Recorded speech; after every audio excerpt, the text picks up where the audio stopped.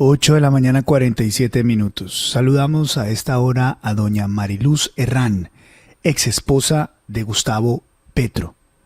Doña Mariluz, gracias por acompañarnos. Buenos días. Buenos días, un saludo a todas y a todos. Gracias, doña Mariluz. La saluda Luis Carlos Vélez de la FM de RCN. Gracias por darnos unos minutos y aceptar esta conversación. La estamos llamando esta mañana y agradecemos inmensamente que nos haya dado unos minutos por unas recientes declaraciones que ha dado Ingrid Betancourt sobre un episodio que habría ocurrido en su hogar, en Bruselas, cuando el doctor Petro estaba en esa ciudad como parte de la representación colombiana. No la llamaríamos si este tema no sería relevante, no sería noticioso, a no ser de que Gustavo Petro no fuera presidente de Colombia hoy y no hubiera algún tipo de dudas frente a su salud o a su estado psicológico o su estado corporal. Por eso agradecemos que haya dado esta oportunidad de conversación. Doctora Mariluz, ¿usted está al tanto de lo que ha dicho Ingrid Betancourt sobre su esposo y un episodio, ex esposo, y un episodio que tuvo lugar en Bruselas? Sí, ayer estuve leyendo la entrevista que le hicieron a él. ¿Usted puede corroborar o negar lo que ocurrió?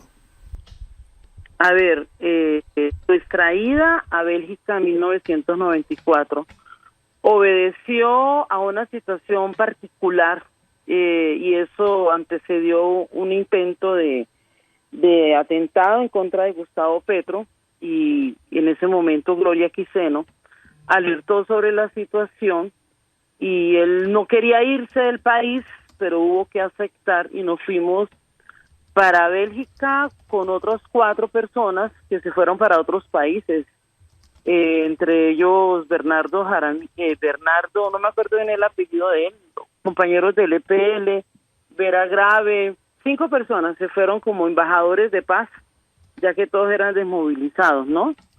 Y allí llegamos a un país sin conocer su idioma, sin manejarlo. El primer suceso que vimos con Gustavo fue que me internaron a mí en el hospital una semana porque me dio una crisis, mis riñones empezaron a sangrar, supuestamente tenía lupus en esa época. En parte Gustavo acepta irse para Bélgica para curarme, él no puede ver la sangre, no puede ver una herida porque eso lo rechaza, se desmaya pues, pero él dijo, si tengo que estudiar medicina en Cuba voy a estudiar medicina para salvarte. Nos fuimos en parte por mi situación médica, ¿no? Allá apenas llegamos me enfermé, él siempre estuvo en 3 situaciones muy especiales que a él le importaban mucho. Pues uno, pues salvar la vida a la madre de sus hijos, que para él era en ese momento sumamente importante. 2, conocer su cultura, la cultura europea, y ver la situación de Colombia a nivel internacional, ¿no? Las relaciones de Colombia a nivel internacional y la situación de nuestros migrantes también. Y 3, estudiar. Entonces Gustavo Petro se dedicó a estar conmigo, a ser muy buen padre, a dedicarse a los hijos, porque cuando uno está en la política no está todo el tiempo con los hijos. Y allí Gustavo Petro, tengo las fotografías, esta mañana inclusive estaba mirando fotos de Gustavo Petro con mis hijos. Estudió en la Universidad de Lovaina, estuvo estudiando allí también, él contrató una francesa para que nos enseñara francés, la señora no hablaba nada de español, todos los días estudiábamos con ella 1 hora, ella iba hasta nuestro apartamento en Ixelles, en Avenue Anar Eisman en Ixelles, allá en Bruselas, y eso hacía Gustavo Petro, o sea, no sé por qué Ingrid, quien fue amiga mía, Ingrid fue mi amiga, con ella formamos Oxígeno, el partido que ella tiene hoy fue constituido también conmigo, Mariluz Herrán, y yo iba a hacer su fórmula para el Senado en el 98, pero mi edad no daba porque era para personas mayores de 30 años. Ingrid fue mi amiga y desconozco por qué Ingrid está hablando, por qué miente Ingrid. Claro, nosotros no teníamos muebles allá en nuestro apartamento, solamente un comedor de madera de los más baratos que conseguimos, 2 sofacamas que teníamos por si alguien llegaba, Y no más, nosotros no teníamos lujo ni teníamos nada, y les puedo compartir las fotografías en donde efectivamente Gustavo Petro está tirado en el piso jugando con sus hijos, armando la pista de carros o jugando con ellos alguna cuestión didáctica.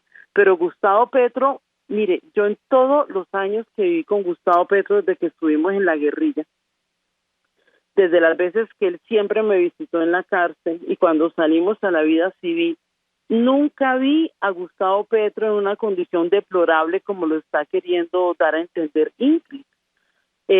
Nunca lo vi enfermo. Yo a Gustavo Petro nunca lo vi, la enferma era yo, él nunca lo vi enfermo, nunca lo tuve que acompañar a una cita médica, salvo cuando quería hacerse la operación de los ojos por la miopía.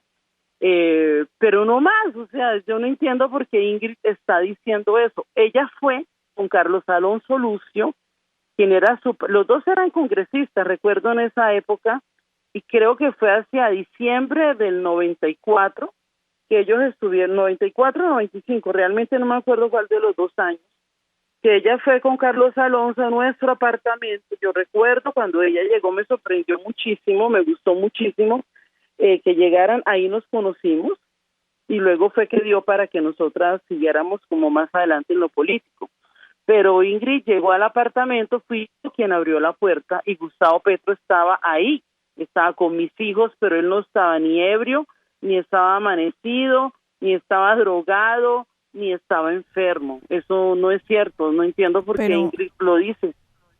No entiendo. Pero él estaba en el suelo, con la mirada, sentado en el piso, con la mirada perdida, no, como dice Ingrid, que incluso usted dice, ay, qué pena, vuelvan mañana porque él no reaccionó. No, jamás, nunca, jamás de los jamás, eso no fue cierto. Yo tengo muy buena memoria como para olvidar semejante detalle, inclusive allá fueron más compañeros a visitarnos, Eduardo Chávez, Vera Grave, los compañeros del EPL, los desmovilizados del EPL, pero no, jamás, es que yo no, mira, yo ese que leí entonces ¿qué pasó?